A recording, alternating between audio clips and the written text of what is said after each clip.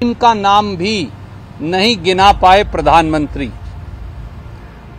करोड़ों रुपया पानी की तरह बहाकर मध्य प्रदेश में आयोजित किया गया भाजपा का कार्यकर्ता महाकुंभ आज हारी हुई शिवराज सरकार की तरह ही फ्लॉप शो साबित हुआ।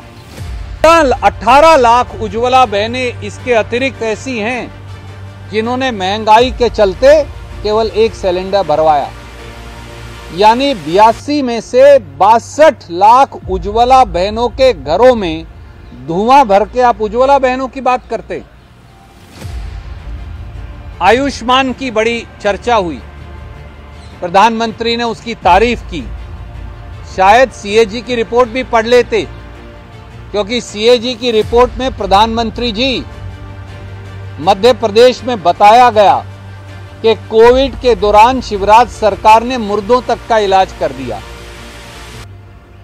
किसानों की आमदनी की चर्चा हुई, आमदनी नहीं हुई दुगना, दर्द हुआ 100 गुना। गेहूं की चर्चा हुई, काश अपने खुद के मध्य प्रदेश से आने वाले देश के कृषि मंत्री से ही बात कर लेते। इनका नाम भी नहीं गिना पाए प्रधानमंत्री। करोड़ों रुपया पानी की तरह बहाकर मध्य प्रदेश में आयोजित किया गया भाजपा का कार्यकर्ता महाकुंभ आज हारी हुई शिवराज सरकार की तरह ही फ्लॉप शो साबित हुआ। 10 लाख कार्यकर्ता जुटाने की ढींगें, पूरे मध्य प्रदेश के वाहन और सरकारी बसों को पकड़कर लगा देना, इसके बावजूद भी कार्यकर्ता तो दूर 50,000 लोग भी जमा नहीं कर पाई भाजपा। और कई बातें तो चौंकाने वाली थी, जैसा मैंने कहा।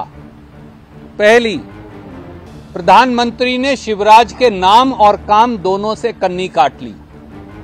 दूसरी, 18 साल में मध्य प्रदेश में भाजपा सरकार द्वारा क्रियान्वयन की गई, लागू की गई एक स्कीम की चर्चा करना भी पीएम ने वाजिब नहीं समझा, क्योंकि प्रधानमंत्री जानते हैं कि शिवराज सरकार की सारी योजनाएं भ्रष्टाचार की भेंट चढ़ चुकी हैं। और तीसरा, आयोजन के मंच पर 2 झूठे नेता एक दूसरे की झूठ पर तालियां बजाते रहे और मुंगेरी लाल के झूठे हसीन सपने गढ़ते रहे कि किसी तरह से मध्य प्रदेश की समझदार जनता भ्रमित हो जाए।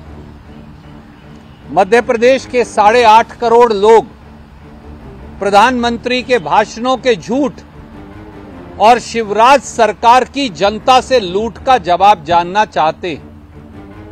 और उसके 5 पहलू लेकर मैं आपके बीच में सिर्फ उपस्थित हूं। प्रधानमंत्री ने 18 साल के वोटरों की चर्चा की। पहली बार के युवा वोटरों ने 18 साल की भाजपा सरकार में क्या देखा? प्रधानमंत्री ने कहा कि पहली बार वोट दे रहे लोग, उन्होंने मध्य प्रदेश में तरक्की देखी है, पर सच क्या है? मध्य प्रदेश के युवाओं ने पिछले 18 से 20 साल में व्यापम घोटाले में 23 प्रकार की भर्ती परीक्षाओं में 1 करोड़ नौजवानों के भविष्य को बर्बाद होते देखा। लाखों युवाओं ने पटवारी भर्ती परीक्षा में 15-15 लाख का पेपर बिकते देखा। डीमैट और नर्सिंग कॉलेज घोटाले में 3 साल से जहां पेपर नहीं हुए, अपना भविष्य बर्बाद होते देखा। शिक्षा की बर्बादी का यह मंजर भी देखा कि 18 साल के बाद, भाजपा सरकार के शासन के 18 साल के बाद 26,000 सरकारी स्कूलों में मध्य प्रदेश में बिजली का कनेक्शन नहीं, 29,000 स्कूल पर ही ताला लगा दिया, बंद हो गए। और 9 लाख विद्यार्थियों का एनरोलमेंट खत्म हो गया। 18 सालों में 19,000 बेरोजगारों और छात्राओं की आत्महत्या का मंजर देखा। मध्य प्रदेश में 18 से 23 साल के 70 लाख नौजवानों की बेरोजगारी देखी और मध्य प्रदेश में 18 सालों में सबसे बड़ा SC, ST, OBC छात्रवृत्ति घोटाला देखा। दूसरा पहलू, उज्ज्वला बहनों की बहुत चर्चा हुई। जो उज्ज्वला बहनों के घर में उन्हें चूल्हे के धुएं से अंधकार में भर दिया। प्रधानमंत्री उज्ज्वला बहनों की चर्चा तो करते हैं, पर ये भूल जाते हैं कि मध्य प्रदेश में 82 लाख उज्ज्वला बहनों में से 44 लाख उज्ज्वला बहनों ने पिछले साल मोदी और भाजपा निर्मित महंगाई के चलते एक सिलेंडर भी नहीं भरवाया। 18 लाख उज्ज्वला बहनें इसके अतिरिक्त ऐसी हैं जिन्होंने महंगाई के चलते केवल एक सिलेंडर भरवाया। यानी 82 में से 62 लाख उज्ज्वला बहनों के घरों में धुआं भर के आप उज्ज्वला बहनों की बात करते। आयुष्मान की बड़ी चर्चा हुई, प्रधानमंत्री ने उसकी तारीफ की। शायद CAG की रिपोर्ट भी पढ़ लेते, क्योंकि CAG की रिपोर्ट में प्रधानमंत्री जी मध्य प्रदेश में बताया गया कि कोविड के दौरान शिवराज सरकार ने मुर्दों तक का इलाज कर दिया। किसानों की आमदनी की चर्चा हुई, आमदनी नहीं हुई दुगना, दर्द हुआ 100 गुना। गेहूं की चर्चा हुई, काश अपने खुद के मध्य प्रदेश से आने वाले देश के कृषि मंत्री से ही बात कर लेते। Parliamentary standing committee on agriculture ने कहा कि मध्य प्रदेश देश के 4 राज्यों में से एक है जहां 2015-16 के मुकाबले किसान की आय कम हो गई और मध्य प्रदेश में अब किसान की आय 23 रुपया प्रतिदिन है। ये हम नहीं कह रहे, ये उनकी सरकार कह रही है। एक तरफ करोड़ों का आयोजन हो रहा था, दूसरी तरफ हजारों किसान अपने कपड़े उतारकर अर्धनग्न प्रदर्शन निमाड़ के अंदर कर रहे हैं, क्योंकि मुआवजा नहीं मिल रहा, फसल नष्ट हो गई। 18 साल में मध्य प्रदेश में 20,000 किसानों ने आत्महत्या कर ली। CAG रिपोर्ट ने बताया कि किसानों के मुआवजे को नोएडा के बैंक खातों में जमा करवा घालमेल कर दिया। और 5वां पहलू है आदिवासियों पर अत्याचार, दलितों से नहीं दरकार और OBC हकों का बंटाधार, ऐसी रही शिवराज सरकार। आदिवासी और दलित अत्याचार में मध्य प्रदेश देश में पहले पायदान पर है। भाजपा नेता दिन दहाड़े दलित आदिवासियों पर पेशाब करते हैं या फिर जो 2 दिन पहले हुआ, बीच चौराहे उनको फर्श पर लिटाकर उनके सर पर चप्पलें मारते। 3,22,000 आदिवासी पट्टे निरस्त हो गए। OBC वर्ग से 27% आरक्षण छीन लिया और दलित, आदिवासी और OBC का पैसा ही खर्च नहीं किया। आज उम्मीद थी कि प्रधानमंत्री महाकाल में जो आकंठ भ्रष्टाचार हुआ है शिवराज सरकार द्वारा, उस पाप की माफी अवश्य मांगेंगे और प्रायश्चित का प्रण लेंगे।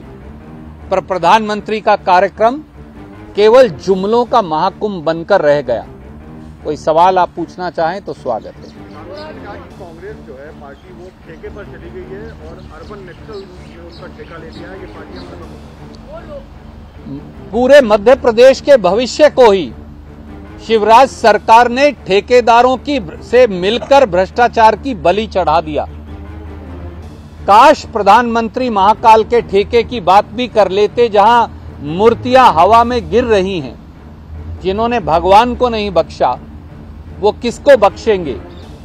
प्रधानमंत्री शायद इशारा शिवराज सरकार की तरफ कर रहे थे और गलती से बात कांग्रेस की कर रहे थे।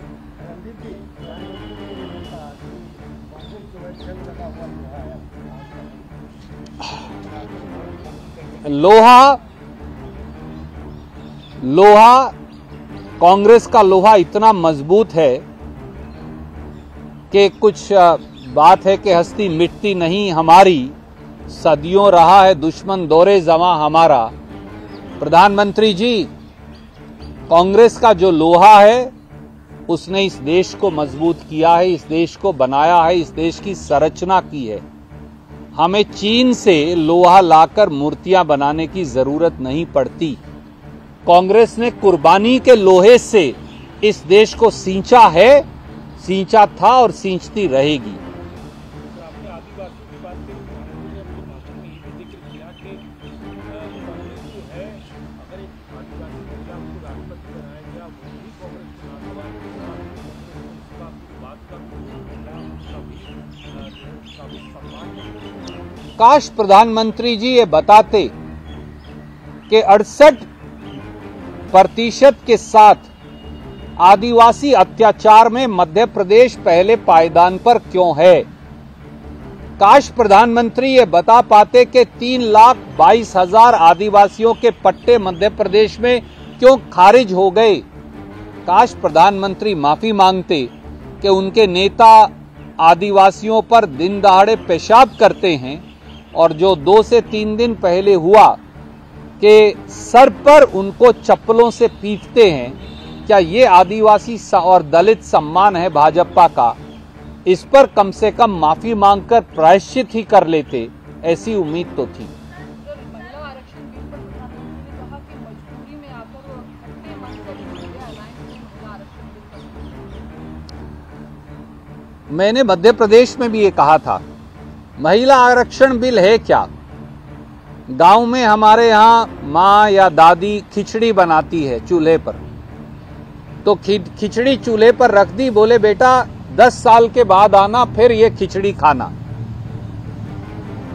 जैसा श्री राहुल गांधी जी ने कहा, ओबीसी वर्ग को, पिछड़े वर्गों को आरक्षण क्यों नहीं? महिलाओं को, पिछड़े वर्गों की महिलाओं का क्या कसूर है? यह आरक्षण आज से लागू क्यों नहीं हो सकता? इसके लिए आप कह रहे हैं पहले सेंसस करेंगे। 2021 में सेंसस होना था, आपने किया नहीं। अब चुनाव आ जाएगा, 24 में आप करेंगे नहीं।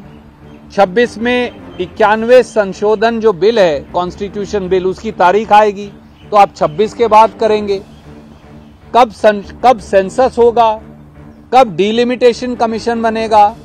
कब डिलिमिटेशन होगा? कब सीट बनेंगी?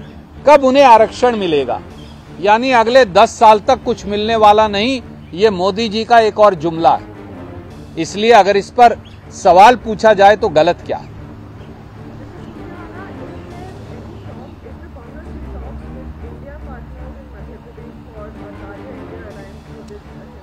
आई थिंक हमने ये पहले से ही कहा है कि मध्य प्रदेश में कांग्रेस अपने बलबूते पर चुनाव लड़ने में सक्षम है और हम अपने बलबूते पर ही चुनाव लड़ेंगे। समाजवादी पार्टी के लिए तो सीटें देने की तैयारी है? अभी तक इस प्रकार की कोई बात चर्चा नहीं हुई। जरूर श्रीमान कमलनाथ जी से उनके नेता इन टच हैं। इस पर अगर कोई आगे बात बढ़ेगी तो हम आपको सूचित करेंगे। अभय चौटाला, सर, इंडिया के तमाम नेताओं को अभय चौटाला ने देवीलाल की जयंती पर बुलाया था। मल्लिकार्जुन खड़गे साहब से वो मिलकर गए थे, न्योता भेजा था। तो कांग्रेस क्या उनको इंडिया लाइन में लेने की तैयारी में है, या कांग्रेस का कोई वहाँ जाना था, गया नहीं? देखिए, मैं तो कर्नाटक और मध्य प्रदेश का प्रभारी हूं, उससे आगे की मुझे कोई जानकारी नहीं।